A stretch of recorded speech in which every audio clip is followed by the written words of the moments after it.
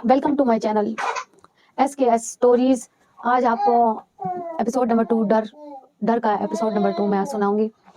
आप देखेंगे कि हमने किस तरह से मुकाबला किया सब चीज़ों का, किस तरह से हमने डर को जीतने नहीं दिया, किस तरह से हम आखिरी टाइम तक लड़ते रहे। ठीक है, हम जब दीवार पे चढ़े थे हम तीनों, तो मैंने पहले छलांग लगाई उस दीवार से और फिर मैंने बच्चों को आहिस्ता-आहिस्ता से नीचे किया। जब मैंने छलांग लगाई तो उस टाइम मेरे कोहनी पर बाजू पे चोट लग गई थी।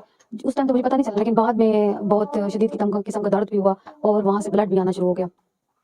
वहाँ से हमने छलांग लगाई। मुझे कुछ समझ नहीं आ रहा था कि हम क्या करें ना। हम जैसे ही वहाँ पे छलांग लगाई, अभी हम 2 मिनट रुके थे कि अंदर घर से आवाज़ें आने लग गईं। जैसे उस घर में किसी कोई एंटर हुआ है, कोई 2-3 बंदे थे, वो उनके हाथ में वेपन भी थे।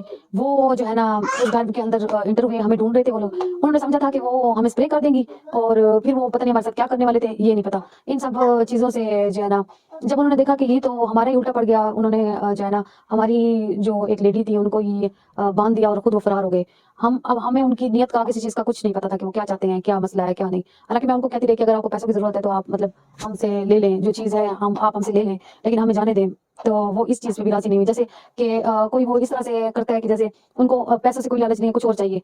तो बहरहाल हम वहाँ पे बहुत डरे हुए थे। हमारे पास ना कोई मोबाइल एक्स्ट्रा था, मोबाइल मेरे पास एक ही था। ये शुक्र है कि वो मेरे पास ही था। जो मेरा पर्स था, बैग था, वो अंदर उधर ही रह गया और मेरी जो की थी चाबी वाली, वो मैंने उस बंदे को दे दी थी।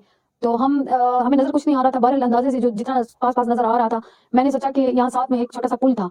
उस पुल के जो है ना, उस पुल के नीचे से एक जगह बनी हुई थी, दूर से नज़र आ गई थी मुझे। मैंने कहा हम इस पुल के नीचे छुप जाते हैं ना। हम उधर जाके थोड़ी देर बैठे, तकरीबन कोई 5 से 7 मिनट बैठे होंगे, तो वो बंदे जो है ना टॉर्च लेकर हमारी तरफ आने लगे, तो वो हमें ढूँढ रहे थे। उनको यही लगा कि हम जो है ना इसके बाद जो है ना ये यही जगह है जहाँ पे ये मतलब आ सकते हैं और इधर जो है ना ये रुक सकते हैं।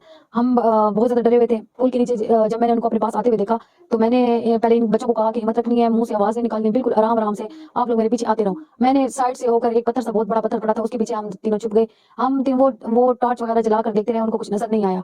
उसके बाद वो तकरीबन वहाँ पे 5-7 मिनट हमें ढूँढते रहे, ढूँढने के बाद वो वहाँ से वापस उस घर की तरफ रवाना हो गए। मैंने जब देखा कि ये लोग फिर भी आ सकते हैं, दोबारा भी हमें यहाँ पे ढूँढने आ सकते हैं, हो सकता है वो पीछे की साइड से ढूँढने आएँ, तो इससे बेहतर है कि हम यहाँ से ना किसी और जगह चले जाएँ। चलो चलते रहेंगे तो ये होगा कि हम किसी जगह पे रुके नहीं हुए। मुझे ये भी डर था कि वहाँ पे कोई जंगली जानवर ना आ जाए या कोई साँप वगैरह ना आ जाए। बहुत डर लग रहा था हमें, वो जो मंज़र था अभी तक मेरी आँखों के सामने आता है, तो मुझे बहुत खौफ आता है इस चीज़ का। वहाँ से हमने तकरीबन कोई 1 घंटा चलते रहे हम, 1 घंटा तक तकरीबन। अब घड़ी वगैरह नहीं थी मेरे पास, लेकिन तकरीबन हम इतना ही चले होंगे ना।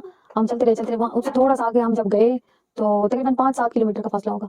वहाँ पे जब हम गए, तो वहाँ पे हमने देखा कि जो है ना, एक घर, छोटा-सा घर नज़र आया हमें। मैंने कहा कि हो सकता है कि यहाँ से हमें कोई मदद मिल जाए। एक रात ही मतलब रहने का है मसला, अगर हम यहाँ पे रह जाते हैं तो हमारा जो है ना, ये मसला हल हो जाएगा ना।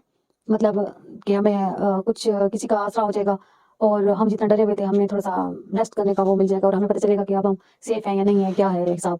तो हम जब उस घर में, मैंने कहा कि दरवाज़ा नहीं बजाते, हो सकता है कि कोई यहाँ पे भी इस तरह का लोग ना हो ना। मैंने सिर्फ़ झाँक के देखा, थोड़ा-सा दरवाज़े को धक्का दिया, तो दरवाज़ा खुद ब खुद खुल गया। वो दरवाज़ा जैसे उस दरवाज़े के आगे किसी ने कुछ रखा हुआ था, तो जैसे मैंने हाथ लगाया, थोड़ा-सा आगे हुआ, तो दरवाज़ा खुद ब खुद खुल गया। हम आहिस्ता से अंदर एंटर हुए और मैं जो है ना, पहले मैंने बच्चों को कहा कि बाहर रुको, फिर मैंने कहा कि नहीं, इनका अकेले रहना, बाहर रुकना भी ठीक नहीं है। मैं इन दोनों को अपने साथ ही अंदर ले गई। जब हम अंदर गए, दरवाज़ा खोला मैंने रूम में अंधेरा था, लेकिन इतनी गंदी स्मेल थी, बहुत शदीद किस्म की स्मेल थी अंदर से। ऐसा लगता था कि जैसे कोई चीज़ मरी पड़ी हो। मैंने लाइट जला के देखी, तो बोरियों में बंद जैसे किसी की लाशें पड़ी हों, 5-7 लाशें थी वो तकरीबन। मैंने इनको कहा बच्चों को कि जो है ना वापस चलते हैं। मैंने इनको नहीं बताया कि अंदर क्या चीज़ है और क्या नहीं है, क्योंकि डर जाएँगे, बच्चे हैं छोटे। मैंने ब्लड भी देखा वहाँ पर पड़ा हुआ ना। फिर जब मैंने मोबाइल के साथ एक एक साइड पे फिर और किया, तो जैसे सीज़र वगैरह थे और ट्रे था जिसके अंदर ब्लड ही ब्लड लगा हुआ था। मुझे समझ आ गई कि ये लोग इल्लीगल कोई काम करते हैं यहाँ पर। हो सकता है कि लोगों को अगवा करके उनकी आँखें और गुर्दे वगैरह निकाल लेते होंगे।